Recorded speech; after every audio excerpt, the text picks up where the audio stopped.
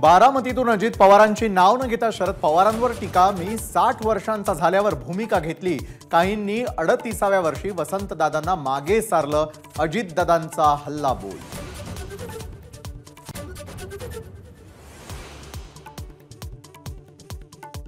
मुंबईच्या आझाद मैदानामध्ये 26 जानेवारीपासून जरांगेंचं आमरण उपोषण। 20 जानेवारीला अंतरवाली सराटीतून पायी चालत मुंबईच्या दिशेने रवाना होणार। मराठा आरक्षणाबाबत सरकार सकारात्मक, मराठा समाजाच्या भावना कोर्टात मांडू, मुख्यमंत्र्यांची ग्वाही।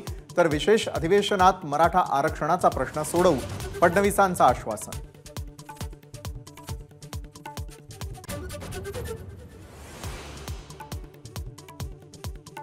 सलीम कुत्तासोबतच्या पार्टीचं भाजपच्या पदाधिकाऱ्याकडून आयोजन। संजय राऊतांचा आरोप, व्यंकटेश मोरेचा फोटो दाखवून चौकशीची मागणी।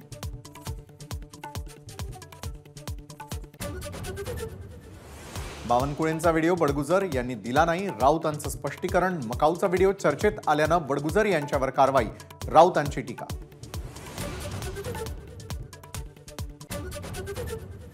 संजय राऊत रोज नवनवीन आरोप करतात, त्यांच्या आरोपांना उत्तर देण्या एवढा माझा स्तर खालावला नाही।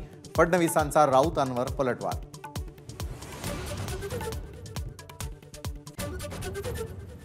अडीच वर्षातील घाण साफ करणार, वरळीतील स्वच्छता मोहिमेदरम्यान मुख्यमंत्र्यांचा ठाकरेंवर घणाघात। तर 2024ला कुणाची घाण साफ होईल हे लवकरच समजेल, राऊतांचा पलटवार।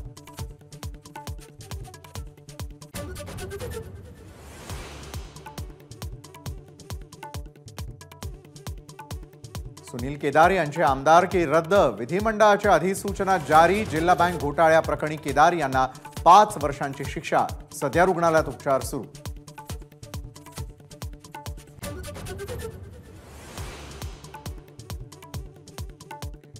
वडिलांच्या नावाआधी आता आईचं नाव लावणार, उपमुख्यमंत्री अजित पवारांची मोठी घोषणा।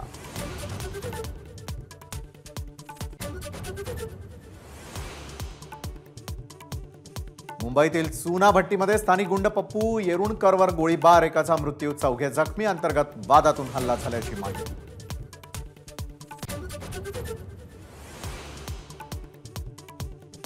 पंढरपुरात विठ्ठल रुक्मिणी मंदिरातील प्राचीन 315 दागिन्यांची नोंद नाही, लेखापरीक्षण अहवालात धक्कादायक माहिती समोर। तर मंदिरातील कोणताही दागिना गहाळ नाही, प्रशासनाचा दावा।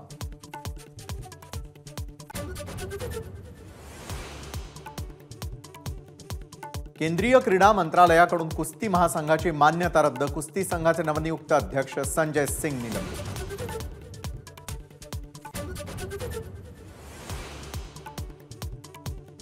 सलग सुट्ट्यांमुळे राज्यभरातील पर्यटन स्थळं फुलली, कोकणातील समुद्रकिनारे गडकिल्ल्यांवर पर्यटकांची तुफान गर्दी।